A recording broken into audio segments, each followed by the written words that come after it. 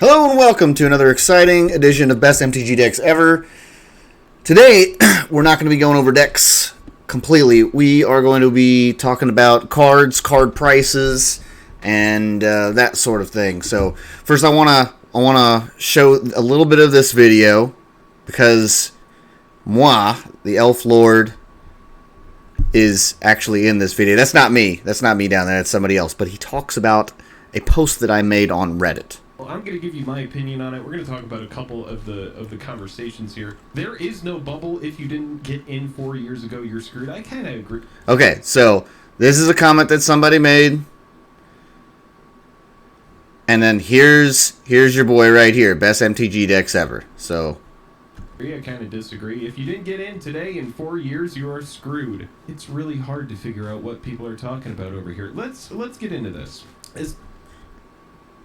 All right, so he's either being very sarcastic or he really doesn't know what's going on. So I'm going to show you what's going on, okay?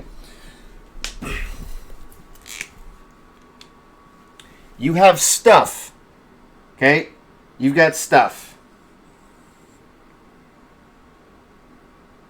This is price. This is time. A thing has a price, and then it has a price at a different time, and a price at a different time, and a price at a different time, and a price at a different time, and a price at a different time. All right? And if we draw a line through those things, it goes like this. So, if you don't get it today, if you don't get your reserve list cards today, then in 4 years, you won't have that value. Let me move this.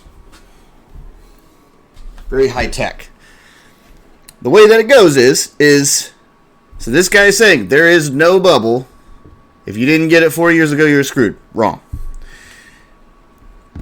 If you don't get it today, in 4 years, you're screwed. Basically, the wisdom behind this is that, I mean, the past is not always the predictor of the future. That's not how it works. But if you get a Wheel of Fortune today, it's probably going to be worth more in 4 years, barring some sort of black swan event like Magic completely imploding and some sort of mega economic destruction happening such that there are no nerds like me or like you that desire valuable cardboard.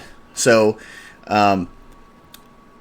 if you want to buy a card for a reason other than to play it, that you just love the card, then you have to look at the reason why you're buying it, what kind of card, and is it going to be worth more. And to me, there's two categories of well, there's kind of like three categories, but I've got like two of my top two categories of cards. So if you're gonna, I would suggest that you buy cards that you're going to play and cards that you're going to love. Period. Like full stop. That's my first thing. But if you're going to buy cards because you want to like have an investment in Magic, there's three main categories that are going to be your long-term winners, okay? The third and lowest one is old school. Old school is basically everything 93, 94, okay? And these kind of overlap, okay? The second one is reserve lists, all right? Reserve list does overlap with old school. For example, Wheel of Fortune is reserve list. Wheel of Fortune is also old school. It's in revised, it's in a beta, it's in alpha, it's in unlimited. Didn't do those in the right order. And then the first one, the number one, is alpha cards, the very first set that was ever printed. And you can actually get the overlap on all three. If it's an alpha reserve list, it's also old school. So if you do want to just go that route and you want to just buy stuff to sit on and then wait 5 or 10 years. Now, keep in mind, if you're going to do this, you have to wait 5 or 10 years. You have to buy it and store it safely and wait.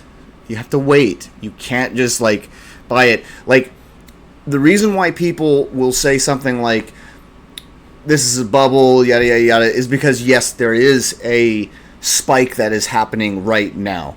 And if you had taken all of your money and all your assets in the world and you had just bought in reserve list cards, last year, like at the beginning of 2020 when prices were severely depressed, yes, you would have made a lot of money.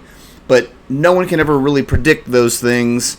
And if you can predict those things, you would be making money in the stock market, which has more liquidity. It's easier to deal with. You don't have to sell cards. You don't have to ship cards. You don't have to deal with all that. You would just get into options and you would make a shit ton of money if you could just predict where things were going. But for MTG investments, I would suggest don't buy anything that's not old school. And then within old school, don't get anything that's not reserve list unless it's alpha. And that's if you do that, and if you invest in those types of things later on, you're gonna probably be better off. Probably. Like I said, the past is not always a predictor of the future. Just because since 1993, Magic's just been going up and up and up and up and up and up and up. Not continuously. It goes down. It's like 2 steps forward, 1 step back. 2 steps forward, 1 step back. But over time, Magic has appreciated in value as long as you stick with alpha, reserve list, old school. These things are just going to be strong going forward. And really, this kind of mentality is the mentality of, and I'm not shitting on this person, but this is the mentality of a loser. Not that they are a loser, but it's a loser's mentality. And what I mean by that is they're not looking to the future. They're looking now and they're looking at the past. And what they only see is that they missed out on something that had already happened. The low point of 2020, and now it's super high. But the winner says, okay, I've looked at that, and I did miss this one little dip. But if you're constantly investing in something over time that you do believe is a winner, all right, and then it doesn't lose, over time, you'll win. And the longer you wait, the more you'll win, usually. I mean, there's always sort of caveats with all of this stuff, but that's what I mean. And I'm going to assume that this guy was just being sarcastic and he understands that, but if you don't, now you do understand it, and now is just a good of time. I mean, over the grand scheme of things, if you want to invest in reserve list, old school, or alpha, and I would suggest alpha, like, full stop, just get into that, because alpha is the first set ever. Alpha's got your reserve list cards. Alpha cards don't look like any other card, and I think that in about, in 5 years, in 10 years, in 15 years, the alpha card prices of today, if you were to sit like this guy right here, there is no bubble. If you didn't get in 4 years ago, you're screwed.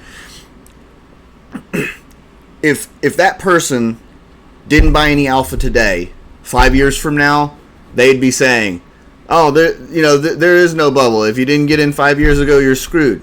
And then if they didn't get alpha then, in another 5 years, they would be thinking the same thing. So that's why you got to figure out something that you believe is going to go up. You have to have sound reasoning behind it. And the reasoning is in the case of alpha and old school and reserve list, I'm not going to get into that. This video is not about the specifics of that, but those are the things that I believe in Magic are going to go up over time.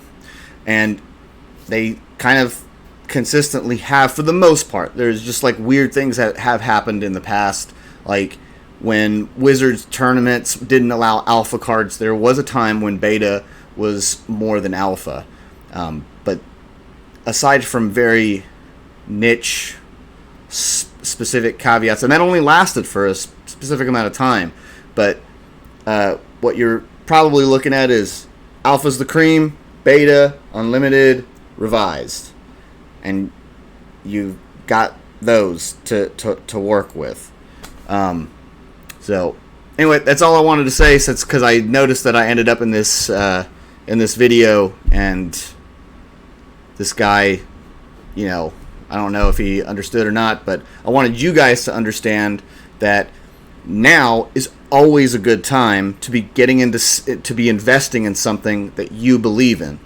If you believe in reserve list, if you believe in old school, if you believe in alpha, now is a perfect time to get it. Might the prices drop in a year? Yeah. They might go back down to 2020 levels. They might go down even more. But the thing is you don't put everything in all at once. January of this year, you buy some alpha. February, you buy some alpha. March, you buy a little bit more alpha. April, you buy a little alpha. And you average in over time, and that's going to be your safer bet, because if you put all of your savings into something all at once, if it drops, well, you're going to hurt a lot more. So that's all I really wanted to say about MTG Finance, and I hope you guys enjoyed the video. Please like, comment, subscribe. Have a wonderful day. See you. Bye-bye.